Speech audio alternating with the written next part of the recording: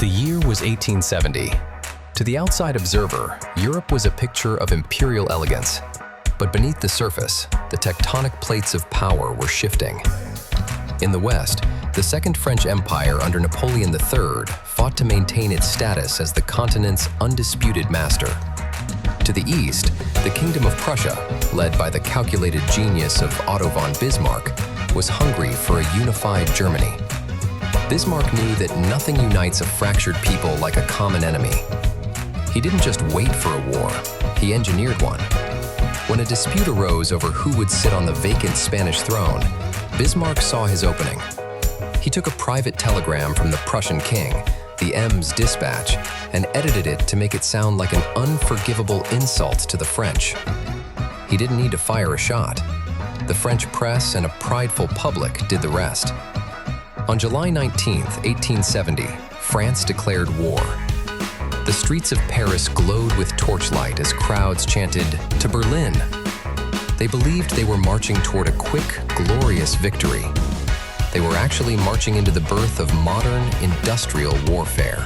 As the two giants mobilized, the world saw two very different visions of war. The French relied on the élan, the spirit of their soldiers. They possessed the chassepot rifle, a weapon that could outrange the Prussian needle gun by nearly double.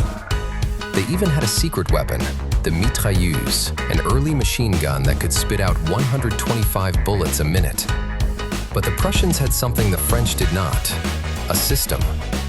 While French generals scrambled to find their units in a chaotic mobilization, the Prussian General Staff, led by Helmuth von Moltke, moved with the precision of a stopwatch. They used the telegraph and the railway to pour 1 million men toward the border. And then there was the steel. The Prussians brought the Krupp 6-pounder.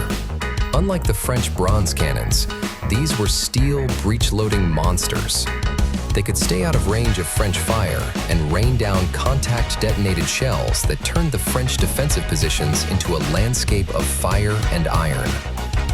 By early August, the German coalition had crossed the frontier. At Wissembourg and Spichelen, the French learned a bitter truth. A better rifle cannot save an army that is being out-organized and outgunned by superior artillery. The month of August was a blur of blood and smoke. The French armies, despite their individual bravery, were being pushed back into a corner.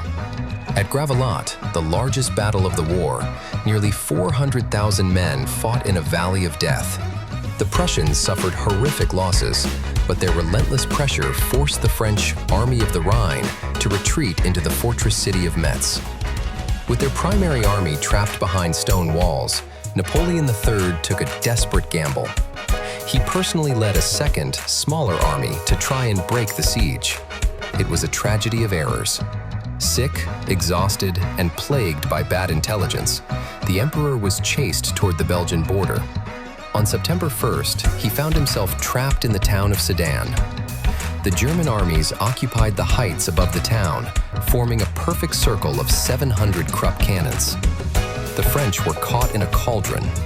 After hours of futile cavalry charges and a relentless bombardment, the white flag was raised over the citadel. The Emperor of France was now a prisoner of war. When the news of the emperor's surrender reached Paris, the empire collapsed in a single day. A republic was declared, and the people vowed to fight on. But the German machine was not finished. They marched on Paris, surrounding the city in a chokehold that would last for 4 months. This was a new kind of misery. The city of light went dark. Fuel ran out. Families burned their furniture for warmth. To survive, the citizens ate their horses, then the animals in the zoo, and finally, the rats in the streets. Meanwhile, in a final act of humiliation, the German princes gathered in the Hall of Mirrors at the Palace of Versailles. On January 18, 1871, they proclaimed the birth of the German Empire. In the very room built to celebrate French glory, a new power was born that would dominate Europe for the next half-century. On January 28th, Paris finally fell. The peace treaty that followed was a seed for future tragedy. France was forced to pay 5 billion francs and, most painfully, to give up the provinces of Alsace and Lorraine. The war ended, but the consequences were just beginning. France was left with a deep, burning wound, a desire for revanche or revenge. For the next 40 years, every French schoolchild looked at maps where Alsace-Lorraine was colored in black, a symbol of a stolen limb. The Franco-Prussian War changed the DNA of the world.